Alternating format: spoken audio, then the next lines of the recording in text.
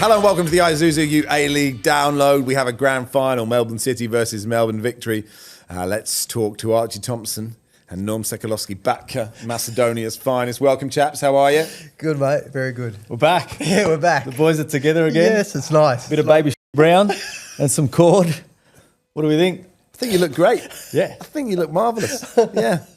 Nice balance. Yeah, I think the like balance it. is good. Sofa? They're muted tones. Yeah, but very they've got, muted. What that does, it shows class, doesn't it? No one's being so bold. No one is having to dress up colourful to say, I'm insecure, so I'm trying to make an impression. We're all just like, we know we're good at this. Yeah. You I'll know? take that. I'm happy with that. Yeah, Arch. me too, mate. Yeah, we just turn up, we get the job done, which is what Auckland did for the whole season until this weekend. And they lose to Melbourne Victory. I think everyone is surprised. I don't know if you're surprised or not surprised.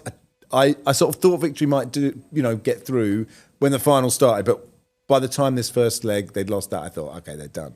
What did you make of it, Arch? Well, you go back to the game here at Amy Park where Marino, it almost reminds me of the any given Sunday speech where Robert De Niro talks about inches, inches to the left. Pacino? Is it Al Pacino? Yeah. Sorry, Al Pacino. Same. They look, Same. they're acting Look, if you watch Heat and you turn it around, who's the cop? Who's the villain? We don't know these days, do we? You're absolutely right. It's peace with inches. Yes, Al Pacino. It talks about the inches, and that very much was a moment where it would have made it difficult for Victory going to New Zealand. Also, too, you talk about inches in the ball that was delivered across with Jermo Mai, which could have maybe taken the game to extra time. Yeah. When you talk about finals football, inches can be a big thing, and it paid off. I mean, Victory. I don't think Auckland towards the back end of their season were really convincing at home. Like they scraped away with a few draws, and I felt like if they matched them for the physicality, Victory with Auckland, then they're in with a chance with the quality they had up front. And mate, they did. Every challenge, the intensity of that whole match was outstanding. I thought it was superb. But they did match them in terms of that physicality because I don't think they did here in Melbourne. I don't think they did the games before that. And they did, and it paid off. Amazing. For me, the tone was set. The 30,000 people, and they've done that. Well, maybe not the 30,000, but they've had big crowds consistently. Then you had a little bit of niggle pre-game after that first leg. I think Corica and Azani talking about a nothing ball from De Vries. So there was that little bit of niggle coming into that second leg. But again, just separate players at separate times throughout the season doing the job. And you look at Valadon, for me in that game, he just steps up and really, if it's not Teague, it's Valadon. They've got so much depth in that squad. And if these guys have a 10 out of 10, they're the difference on the night. We got another cramp out of Azani, I think, in the 80th minute. So that remains consistent. The thing is, it's medically proven that you can only get cramp if you're winning. It's actually medically, that's what happens. And that makes sense. Yeah. That makes perfect sense. To echo what Archie said, they were up for the fight. Victory were definitely up for the fight. And then you got that 5 minutes of brilliance. Valadon gets his 2 assists.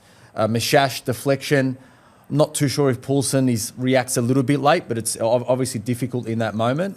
And then the second goal again. The pass to Fornaroli is great. Wow. Yeah, and then it's vintage centre forward play, right? Off the shoulder arch. I mean, you would have been, smiles after that. That was awesome. And amazing. And too, like Arthur Dillis made a big call and bringing Bruno Fornaroli into that starting 11. Yeah. I thought maybe he would have stuck with Virgos, but I think he's been pretty solid in making those tough decisions, especially in that 9 role when you look how key it is. And I think you can't. Bruno's been in these sort of situations before. He knew that he was only going to get one opportunity against Auckland because of the way that they defend. They don't give you much. They don't give you anything. They don't give you much. And I think that, as a striker, I guess from a defensive point of view, when you're kind of, waiting for a ball to come in, it doesn't get delivered, and then you're sort of just walking back on, and then maybe your defenders don't know where you are. And I think that they didn't. Valadon with a silky pass. The first touch so needed to be good. great. Yeah. It needed to be great, and it was. And that just shows his quality because It's so he good had- because it had that makes much it actually look opportunity. easy. When you see Yeah. the goal, you're just like, oh, well, that's just easy. But Yeah. actually, it's because the first touch is so brilliant. Right? Yeah, Absolutely. Yeah, and it was, and it also too the clinical, and like you said, wasn't going to be given many opportunities, and when it presented itself, wonderful finish too. Everyone's very impressed with that tactical change to 3-5-2. It's a gamble, isn't it? Steve Corica afterwards said, look, they changed their system. We weren't expecting it. They made 4 changes as well to the starting 11. Now, we've had a bit of a debate. Everyone said, that is really impressive they went to 3-5-2, except for Archie, who still thinks they played a different formation. But that's fine. We're not here to really read the game. But what do No. you, as I'll go to someone who did spot it, Batka, what did you make of that? That's a massive call. I think from the gaffer's perspective or from Arthur's perspective, it's being brave, right? We always talk about players being brave on the big occasion. It's no different when we talk about the gaffer or the head coach. And I think he mentioned in his presser that they worked on it all week. So it's about the team staying disciplined. And then, again, the personnel change as well. That's quite difficult coming in if you haven't been playing week in, week out. And he's managed to really, galvanise the team and get them ready in the space of 1 week. And that's what you need to do as a head coach. I mean, think about, just to reflect on what Ange's done this week, same thing. He's had to tinker the way... Tinker, blimey, he said, let's not play any football. Man United are so bad, we just don't need to play at all. Oh, I love it. So excited about So, it. We'll get to that. he's had to tinker, which we know that Ange's plan B is do, plan A better, right? So, we've seen it from Ange, we've seen it from Arthur, and big kudos to Arthur and his coaching staff for actually putting the time in. And really, you could see that that was a difference. They got their couple of chances they capitalised. Yes, there was a potential scenario with the equaliser from Auckland. That's just where the technology's at the moment in today's game. But moving on, really, really solid performance. It's about now, I think, following up on the likes of Valupale. Is Boss going to be back? The following week for the granny. And now the challenge is, the secondary challenge after that game for Dillis is, all right, what does the starting lineup look like now for game day? We've got past this. We need to analyse where everyone's at from a fitness perspective, who's in, who's out. Again, it becomes a really, really big challenge for him. Yeah. I will say though, Yes, Arch, on the please. formation, Yeah. it did go back to a 4 because Nsira came in and Rollins was on the right, and then Lockie Jackson and Roderick were And in the actually- middle. So actually, that's like- where my thought on the 4 was. But also, at the start of the game, they put up a formation. But the players aren't, it's not table football, right? People move around the pitch, right? People change, you're a back 3 with the ball, without the ball you change, when you're playing that formation, a wing back will come and it'll be a 4 for a bit. But we get slightly obsessed, don't we? With We do. Yeah. This is the graphic I've seen. Very so rigid. This is Yeah. what's happening. Yeah. Let's talk about that disallowed goal then. So it's the 68th minute, it's 2-0, but obviously they're 2-1 down on aggregate Auckland. It's Guillermo May, isn't it? Yeah. He wraps his foot around the ball. Does it go over the line? Does it not? As you said, there's no camera there. It costs a lot of money to have cameras everywhere. The Premier League has it. The Premier League has lots and lots of money. Sometimes they can't even see. There was that Newcastle-Arsenal game last year where Arteta was like, disgracia, which is different to it's a disgrace, he clarified. Two separate meanings. 2 separate meanings. Absolutely right. Yeah. Do we need to chat GPT? What are the 2 different meanings? I just got onto that. That's Yeah. great. That's great. That's Sandra Sully with the late news just Oh, got on I to chat see. GPT. Well, It's incredible. He's just so good. He's just got a good is it? Walkman. This actually, all Archie's lines now are chat GPT, man, isn't it? It's unbelievable. Yeah, I know. We gave him the questions yesterday. What you're getting is chat GPT. Me and Norm are still authentic. Hey, but they did get the Very formation. authentic. They got the formation wrong. Well, with the chat. They stuffed you on that one. So it's really interesting. After the game, so Guillermo May wraps his foot around the ball. Does it cross the line, doesn't it? Rogerson heads it in. We think, okay, game on. After the game, Steve Corica said, this is what VAR is for. This is what the referee's job is to do. I think they definitely got it wrong, and it's a disgraceful decision. Terry McFlynn, the director of football, said, during the season, we got apologies after the game. I don't want an apology. I want the right decision to be made, and in my opinion, they got it wrong. It is. There's one angle. I don't know if someone's filming with a mobile phone. and it is so tight. I don't know what you think. I think when Mike kicks the ball, it is in play.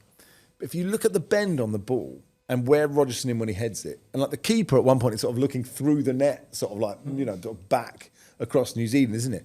When I first saw all of that, I was like, oh, this ball has gone about 20 yards out. It's done that. Because to kick that ball perfectly straight is impossible with the way he's kicked it. But this one angle, I can't. It's certainly not as categorical as these guys are saying. I think it's impossible to know if that's crossed the line or not. Well, it is, and like you said, there's so many different angles you can go. Oh yeah, that ball's out, that ball's in, unfortunately for Auckland, it wasn't, and that would have probably put them into the game. And you felt like with the momentum that they had to get themselves back into that game, if that goal was allowed, that push might have got them circuit into that. breaker. Yeah, that could have got them into the grand final. Unfortunately, these things don't happen, Yeah.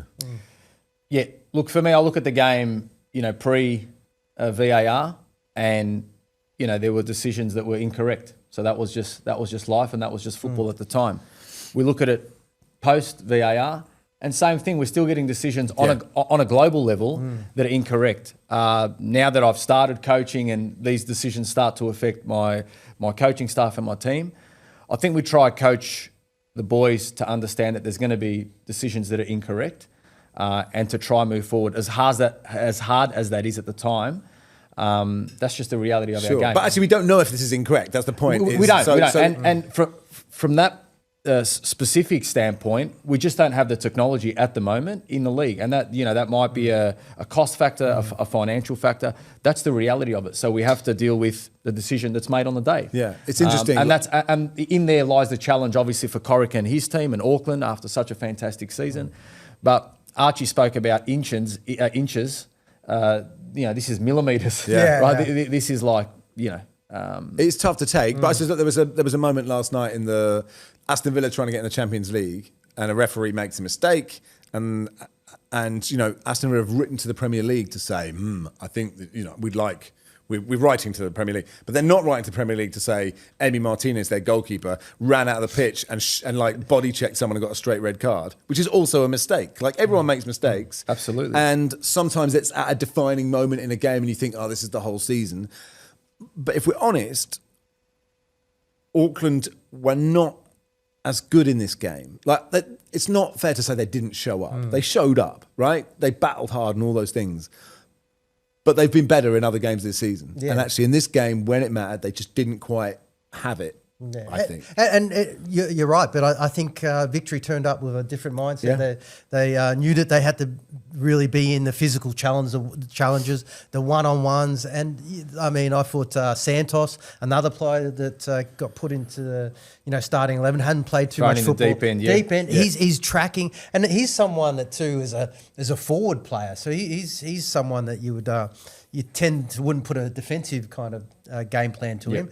But the way that he tracked back on a number of occasions in that first half, I think Sakai, he stopped going down there and he read the game well.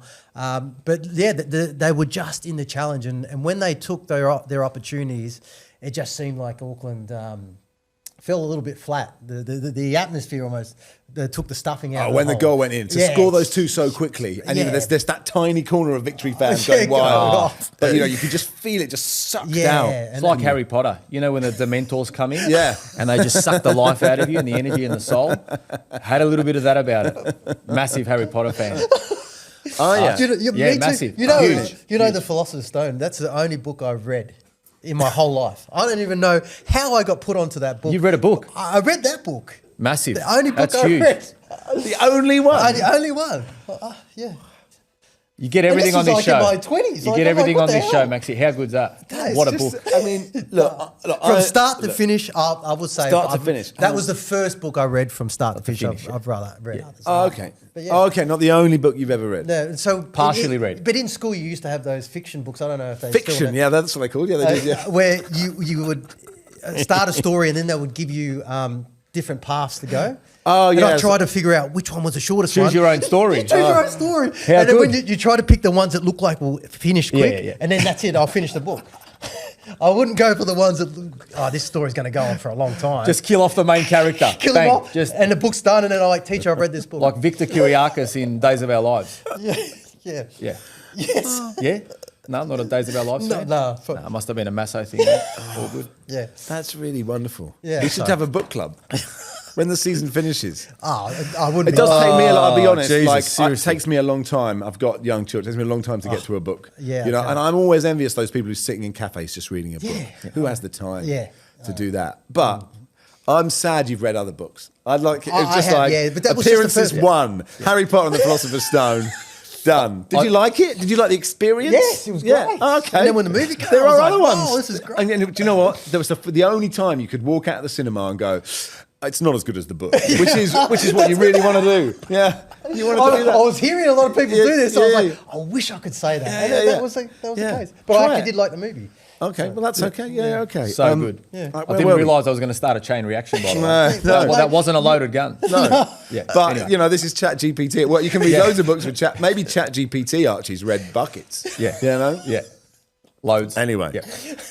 I recommend other books. Okay. Where do you start? Yeah. That's really lovely. Pinecker has this chance. Loving back to the game. He does. Jack Duncan has been great, actually. I thought really solid.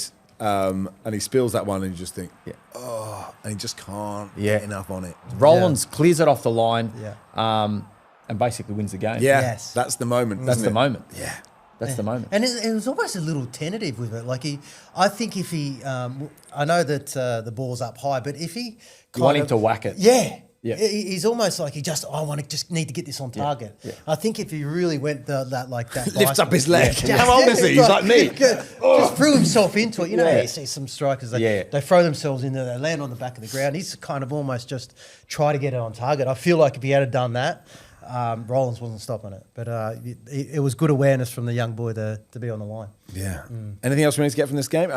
Ryan Teague, man of the match. I thought Valadon was probably one that. Well, again, between that midfield, I think they're timing their run perfectly, right? And we spoke about this. I think you picked them, Maxi, for your winners. FYI, Did. Yeah. you picked them, and that midfield's really taking control of these football games. And if that So- works, the quality they have in front of them, it's great. Well, I think it's both ways. I think when they're screening as well, defensively in front of that back four, it's a pivotal role in any football team. So to have a couple of aces in your midfield is great, leading into the first derby, the first Melbourne derby final. So really, really exciting. And with Valadon, especially with that first goal, you see the way that he rides the challenge of Estrada. Estrada normally in those would fix him up. And I think these are when we talk about these being in those challenges, and he was really strong on that. And he turned and he played a beautiful ball in Mashak.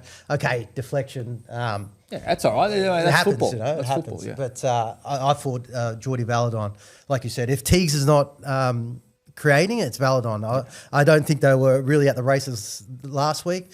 I thought that their mobility would have been the difference. It certainly was in this. They were good. They Yeah. were like Saturday and Sunday. They were perfect. Saturday and Sunday. Yeah. I like that. Yeah. What is there? Why? It's not Chat GPT. No. Just something like that I came up with.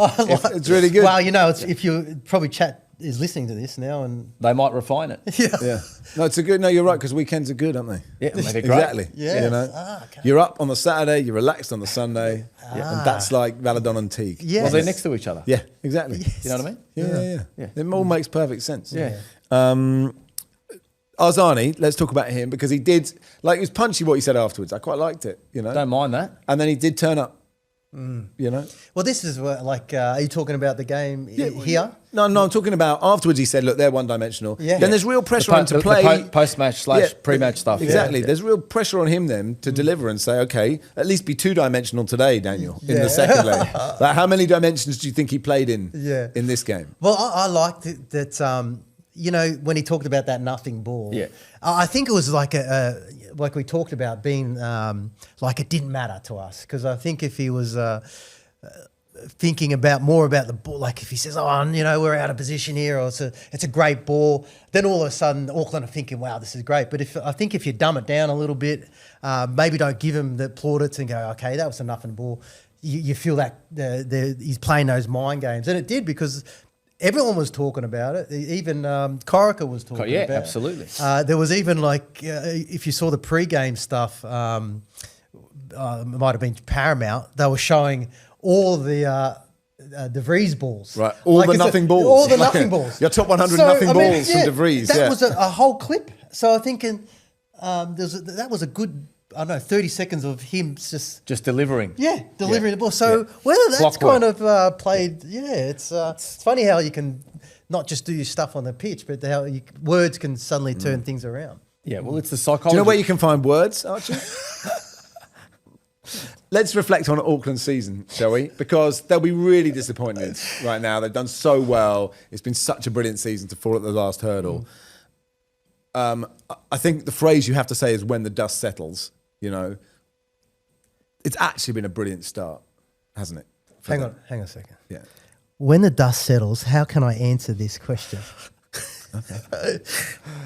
There's a zinger. It's not really worth it. It was a joke. Oh, it was a joke, I see. Yeah, it's not working. It was a zinger that fell a little bit flat. That's all right. And sometimes they fall flat. You've got, You know what I mean? to get in the positions to score the goals. The key now, Archie, is with your next gag, don't be nervous. Get straight back in there. Yeah. But we are really waiting. At some point in this show, Archie's going to deliver a real zinger.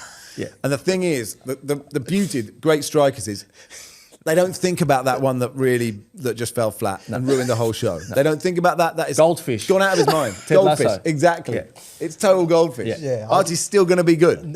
That last minute might have been bad, but he is still going to be good. Trust me. Trust us. It's difficult when you've got two funny guys. Oh, though, stop it. right? Oh, Right in the no. middle of it. Settle We down. didn't need compliments Easy. here. We didn't. We're the Easy. straight men. Yeah, We're the we are. straight men here, Archie. Line and length. Line and length. Both sides of Exactly, the yeah. fence, We're just the corridor of uncertainty. Yeah. Just put it there. Dibbly dobblers on a length. You're the one that's going to turn one out of the rough. What were we talking about? Their season, Auckland season. That's what we're And, doing, yeah. I think Arthur Dillers actually spoke really well after the game, and he mentioned, what Auckland have done for the league, for the A-League, and we've spoken about it on this show. For them to come in first year and produce what they've produced, both from a footballing perspective and a commercial perspective, their supporter base. I'm not too sure if many clubs, can do that anywhere around the world. So hats off to, the team back in Auckland, to Corica and the football department from a footballing perspective. And it really sets up that local derby in New Zealand, which is fantastic. But I think there's a couple of crosstown derbies as well. Over the I don't know what sea it is. My geography isn't great, but you think about this game now with Victory and what that might look like. Next season. And there's stories everywhere that have come out of a really, really good year. So for me, it's a 10 out of 10 season. I know Corica won't see that, and the boys will be a little bit deflated after that result, but they should hold their heads really, really high. The Tasman. Tasman, thank Goes you. beyond Tasmania, yeah. Marginal sea of the South Pacific. It measures around 2,000 kilometres across. What did I say? And 2,800. Did I say Tasman? From north to south. You didn't say Tasman. You just said, I don't know what it's called. You didn't give an answer. Better to be safe than sorry. No, you're totally right. We don't want to give false information. No. Because that would be the first time false information has been put on the internet. Yeah. We don't wanna do that. We don't want to be responsible for that. I don't want to be fact checked. No, absolutely right. Yeah. You You don't want to say that incorrectly either. Holy mackerel. Do you have any thoughts on Auckland, Archie?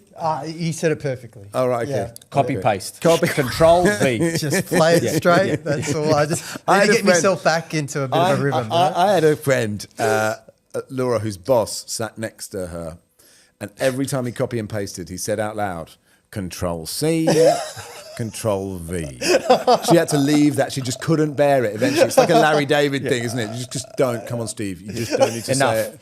Don't Enough. say it again. We know how it works. Control C, Control V. All right, let's get on to Melbourne City Western United. It finished 1 apiece.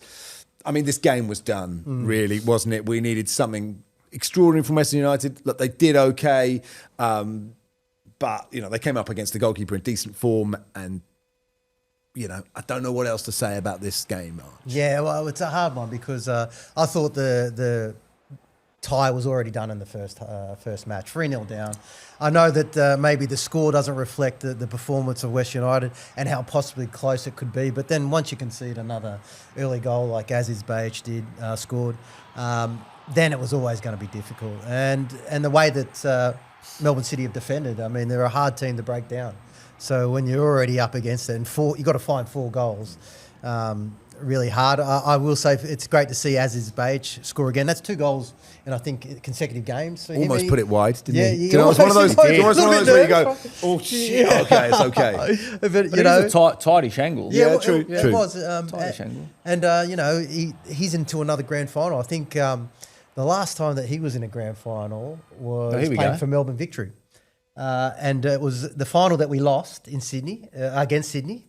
And he had an amazing chance right towards the end of the game where he was caught in 2 minds, whether he go with the head or go with his foot. And he just tried to throw his body at it. And I think there was a lot of fans that were a bit dirty on that. They filth it up. Yeah, they filth it up. So this is his second grand final. And he's been unbelievable, outstanding for Melbourne City. His career's been outstanding, and what he gives going forward. I'm so pleased for him that he gets another opportunity. Yeah, good kid. Great Great kid. Got a little bit angry as well. Yeah, oh man, he fires What- up. what- But he's a fiery character. He is, and he's got the Turkish genes in him. But he went. I think was it him and Garuccio? Yeah, because I think that he saw that Garuccio wasn't going for the ball at all. He was just Yeah, going I know. and that's dangerous. Like, you could see that he had no intention to go get the ball, but just trying to stop the player. Stop the player, And yeah. then Aziz Behich, as a great captain does, goes straight over and don't... Yeah, he's looking after his teammate. Yeah, He's looking after his don't teammate. muck around with teammates. And It's what we would do. yeah. You go after any of us in the street, the other 2 will come up, Yeah. and we'll knock your block off. Big Tomo. Yeah, Yeah, the human shield. yeah, exactly. On his Sorensen just bike. comes in. He just rides on his rides mountain next bike. to us. About me, I was Goalkeeper like, no. gloves on, comes out. Just do a Whack. big Stoke City punch in the side of your head. The number of people Thomas Sorensen has knocked out in Australia, it's absolutely wild. Behich actually scored 2 in 3. He'd Yeah. scored 3 in 129 Yeah. heading into the semi-final second leg. His timing is run. Yeah. He really is. His isn't timing he? is run. Yeah. His timing is run. Yeah, but look, you just felt that they needed to score first. Western needed to score first to sort of give this game a little bit of energy, a little bit of lift. Unfortunately, in that specific play, I think Bozanovsky is on the edge of the box. They're actually in an attacking sense close to scoring or setting up some type of play, loses the ball, and then they just slingshot. I think it's a 15-second turnaround Yeah. from when they get the ball. Tilio, Cohen combine, and then it's a finish, and it really puts the tie to bed. If you're Victory, you're thinking after these 2 semi-finals, I would put Jonathan Cohen onto his right foot. That would be my advice. Show him that way. Ideally, and he's like Cohen's coming back into form. Tilio's flying. Behich has scored 2 goals after not scoring for I don't know how many days, years. Maxi just mentioned, and again their bench is stacked with experience and academy boys that have done the job for them. So this one's going to be a really, really tough one. But in terms of the tie, great for Aurelio Vidmar and his boys. Unfortunately for my man JA, They've had a good season. They've played some really great stuff. They have. I think. What I would have liked to see as a football fan, with absolutely no disrespect to the league, is them playing that first final in Tarneet. Yeah, I agree. We all agreed on that, I just I think totally agree. I just think it's such a big advantage from a football perspective, from a psychological perspective, from a fan perspective, and they've created that, I guess, in having that home for the first time. For a while, they've been homeless, I guess, from that sense. They've finally got it. To not have that final there, I think they lost that advantage that they otherwise would have had. The record they have at Tarnee, Yeah. they should have been allowed to be able to play that game there. And I feel like it would have made a big difference in that first match. But Melbourne City, I mean, again, Aurelio Vidmar, this is his second grand final that he's coached. He coached, it seems to tie in with everything that, with me because the last time he. I mean, it is all about you. It is true. It's all about you, buddy. See, like I do try is to dress all it about down, you. but somehow Don't I dress get it down. Get it out. Here we go. He's back. No, but the last time that Aurelio played in a grand final was against Melbourne Victory, Yep. and he lost to us. So, I mean, all these little side stories Yep. that will make even the Saturday night even more special. But yeah. Quick question. Yes. How long do you reckon it'll take to read these side stories? And which one would you pick? Probably the ones that I'm in. Roll a 6, go to page 94. Okay, so it's Saturday night, 20 to 8 kickoff at Amy Park. How do you see it? I'm going to let you go, big boy. You've played in a lot more of these than I have, so go for it. I will say that for Melbourne Victory, the intensity and the travel of going over to Auckland might play a little factor. I know there's a bit of time to recover, but that's going to be tough. But the one thing about that match is that they showed their physicality and their determination to win those battles.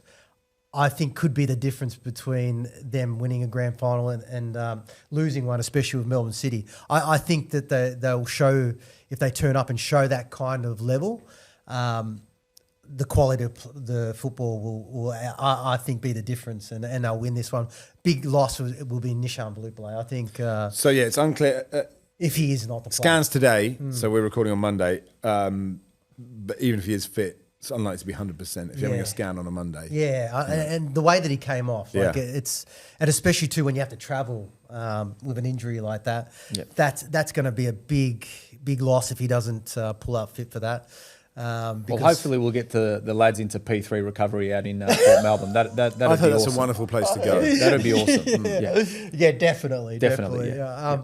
So I think if they bring a lot of that stuff, what they showed against Auckland, I think they'll be hard to beat.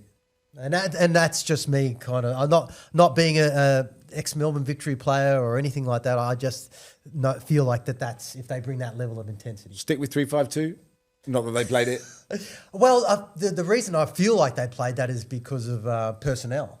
I think that maybe because of Casey Boss not being there, and that probably was his decision to go, okay, how can I try and cover that? And Probably how they matched up as well. and Hamill too. Yep. You lose Hamill, you lose Casey Boss. I know that Miranda comes back, but I think Miranda maybe coming back too, just to have that a bit more stability at the back. And two, he's probably thinking we don't want to concede early, and then you can look to maybe make a change. But I don't think he'll stick with the 5-3. So this season, Victory beat City in round 2. They were 3-0 up after 25 minutes. Round 9, it was a 1-1 draw. Round 20, it was a 2-2 draw. So I don't know if that tells us anything. It's just some information. Yeah, there's not much in it. I mean, for me, if I look at the two squads and the bill of health, I think that's what's going to win this particular game. If Victory can pull up quite well, Arch, I think, you know, when we look at their players, you know, Arthur's got a challenge in terms of who wants to put it in number 9, and he's got that challenge pretty much at with every line, right? So he's got guns everywhere. We spoke about the midfield earlier. We spoke about Saturday, Sunday, Valadon and my man Tigi.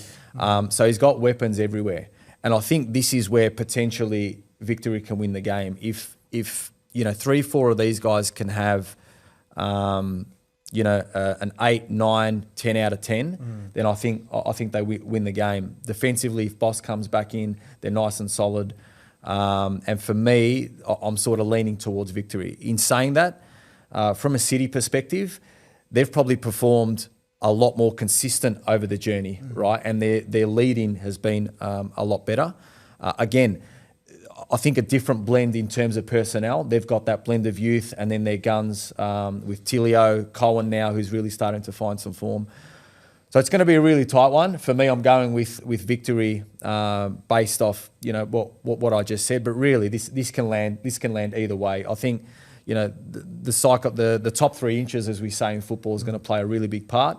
It is a Melbourne derby. We know there's a little bit of extra mayo on any type of Melbourne derby, let alone when it's in a grand final. So we're looking forward to this one, that's for sure. And really, like for Melbourne Victory, one of the other keys for them to have success, you talked about, they've got to stop Tilio. Tilio is their man. And whether Lecky, I know he played 45 minutes, he came off the bench and got some more minutes. Whether, really a Vidmar goes, it's a grand final, let's just put him in there and try to give him as much impact on the game. You need to have someone like him in there. Whether he's up to that sharpness and intensity, especially at grand final level, it'll be interesting to see. But you've got to stop Tilio. I mean, you see how good he is. And you talked about that 15-second turnaround. Every time it seems to be like that, it's coming through Tilio. Yeah. And I think in Sierra, looks like, I reckon he's going to probably have that opportunity to maybe stop him. I think he's been unbelievable. I think he's got a really bright future. You can see, I think there was a tackle he made in that Auckland game where Marino was on the charge and he came across and he made an amazing tackle. And this is a young boy too that comes in. So I think he'll play on that right wing back and will probably have the duty of the job on him. Stopping someone like Tilio, because he's incredible when he's allowed to get the ball and turn, and that's where you got to stop him. Sounds like it looks like you got a wire. Got a wire there? Before we came on air, you were both moaning about when you're heading towards a big game, the number of people, if you're a player, who get in touch to say, "Can you get me some tickets?" That's what happens for a grand final, Archie. So everyone comes out of the woodwork. Big game, more so for Archie, less for me. No, but again's a game. Same problem. Yeah. Same problem at regular games. Yeah. But Arch, please enlighten us. But it's funny, you don't hear from people for a couple of years. Yeah. And then all of a sudden, are they still on the contact list, or are they scratched? Sometimes because maybe my phones have changed. Just a random number. You can just write who dis. And what's the line that they give you? Are they come with the bro, with the pal, hey, cuzzy, brother. hey brother? Yeah, how are you? Hopeful as well. Yeah. Then a few spaces down, hey, by the way, can you organise some tickets this week? And I'm like, it's a grand final. Yeah. It's a derby. Yeah. Like, I mean... You got things to do. You want to, I don't want to have to worry. I mean, I'm not playing anymore. Like, I don't even... they're still asking you now. Yeah. They're asking you now. I'm almost guilty by association with... Well, you have said all the roads lead to Archie Thompson. It's the Archie Thompson final. It's how it's going to be billed. Yeah. It's the Archie Thompson show. Yeah. No. Well, I mean, even Mum hasn't been on the... she hasn't been on the blower yet. So Mum hasn't asked? No, maybe she might. Do you want to shout her down the barrel of the camera? She doesn't watch it. She doesn't watch that. She doesn't know what the internet Archie is. Thompson's There's mum probably doesn't one watch person this? in the world that doesn't know what the internet is, and that's my mum. So if I said what YouTube was, she would not. Is that a former pastor? Right. Yeah, like she wouldn't know. She would not have a clue. But, yeah, just boil us for 11 minutes. Yeah, but I don't know about you, mate. You probably would get hammered. It was just the massos, right? It was cousins by the dozens. Like, we'd come to a Melbourne game, and it was, it was a small cluster that we had in the southeastern suburbs at Sveti Dimitria around that church. Yeah. Then I'd get the the couple of churches out in Thomastown. Then the guys out in Sydenham would chime in, and we'd get this whole circle. It was like when COVID had that rim. Right, that 30-kilometre rim. I'd have that 30-kilometre rim, and I'm getting phone calls left, right, and centre. Sturjovski saying, "Here, Butka, have mine." Andy Todd's, "Here, Butka, have these ones."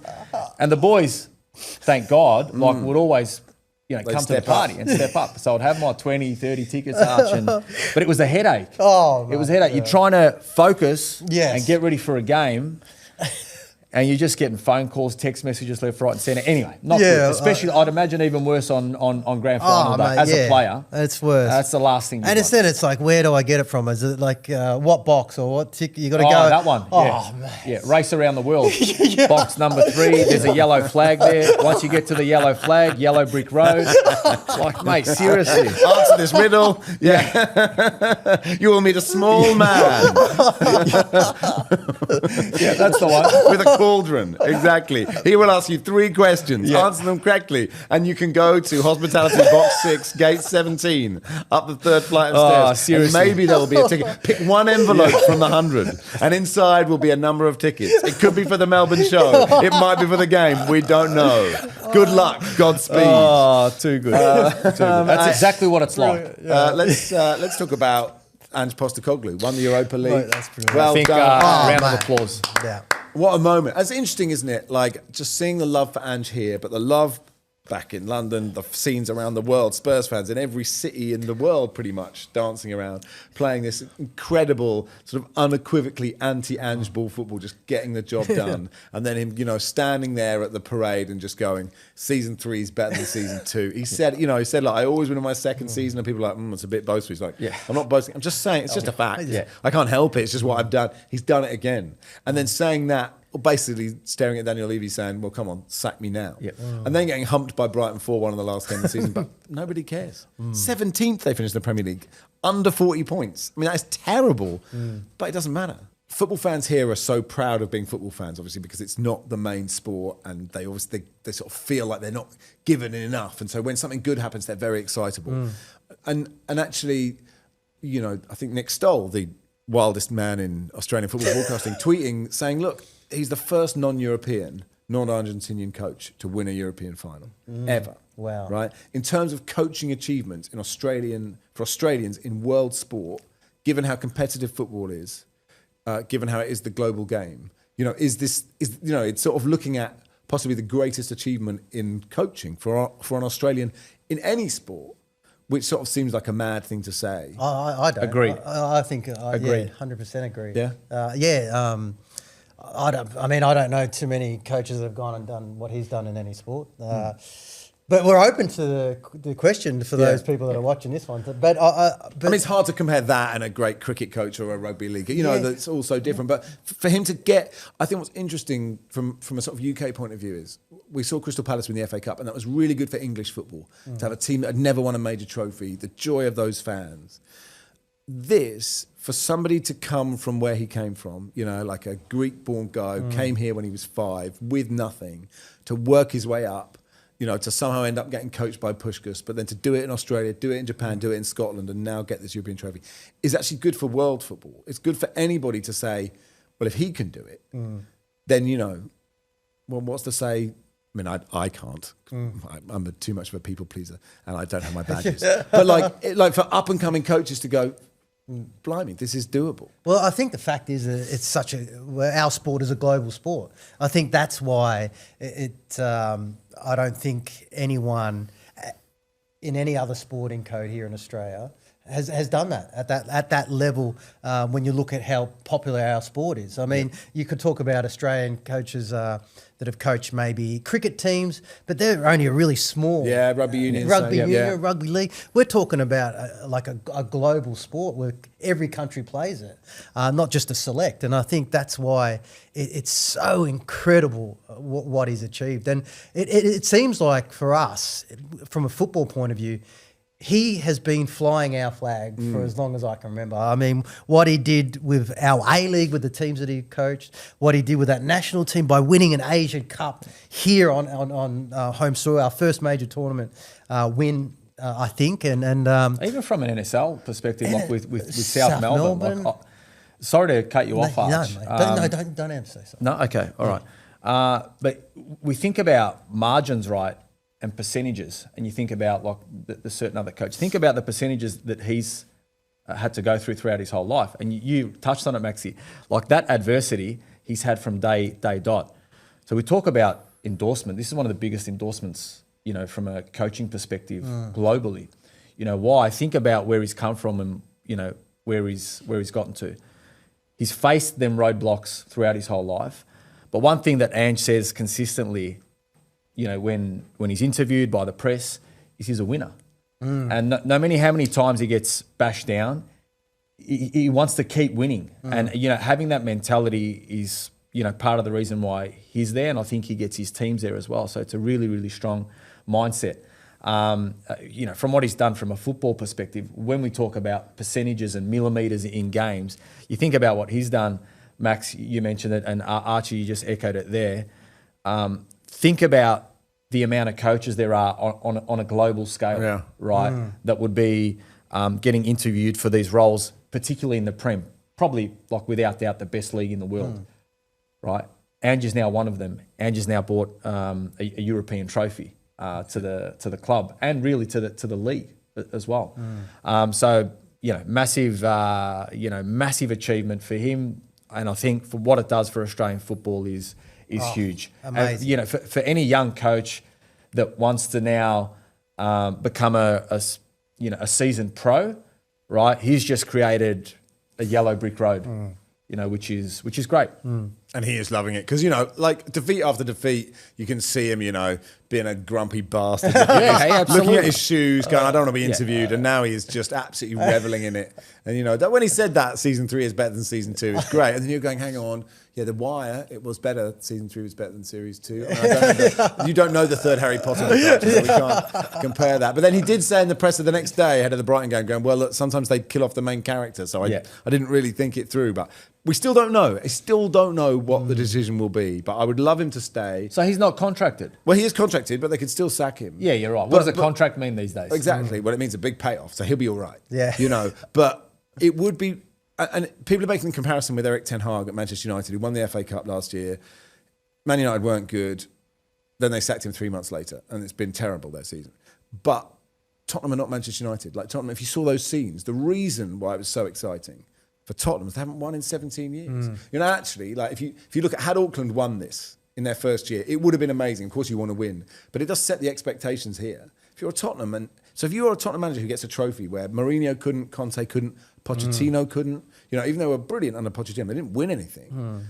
To get that over the line, I think you deserve another year. And if it goes, south, well, it goes south. Yep. He still gave them that moment that those fans have dreamt of. You saw people sobbing at the end of that game. And you don't sob if you come third in the league or you come second in the league. And I think internally there was a discussion or a point within their season. I think Ange mentioned in January at some point where they decided that we're going for this. This is going to be. I mean, that's what I would say if I'd lost all my Premier League games. But you got to trust the guy. He should have put it in an envelope to say, correct. I wrote this in January. Yeah, correct. But I love the fact that they made that decision internally and they went with it. Yep, there's always heads and tails to the coin, but literally put what I would think is balls on the line in doing that, because he would have copped a decent short back and sides. Well, we know he has for doing that, right? But here we are. Yeah, and it's funny because you think Australian football, right? Every time there's been a lull in our sport, Ange always seems to be the one that sparks it up again. Where he won in the J League, he won with Celtic in Scotland.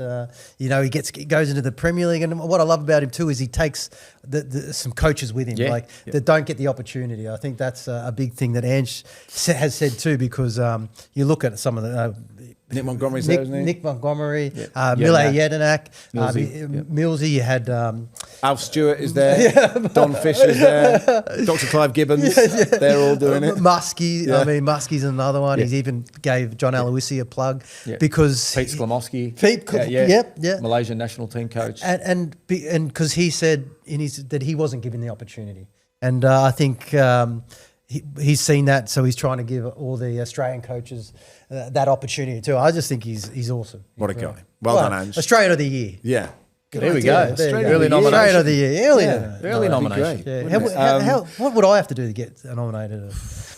I can't believe you haven't won already. I thought it was. I can't believe it's taken this long. I thought it was called the Archie Thompson Australian of the Year Award. Surely that's it, isn't it? It's time for a rename. It is. Socceroos are out in the UAE. They've got a camp there. They come back to Perth to play Japan, then they go to Saudi. They are big games. A few of the guys in the grand final will be flying off after that one. You can watch the Total A Leagues with Vince Rugari and Tommy Orr. You can watch the warm-up with Nick Stoll and Daniel Dwojewski, or you can just watch this on a loop, because this episode has been sensational. Backer, thank you. Pleasure. Archie, thank you. Thanks, brother. Last show of the season next week after the grand final. We'll see you there. Cheers.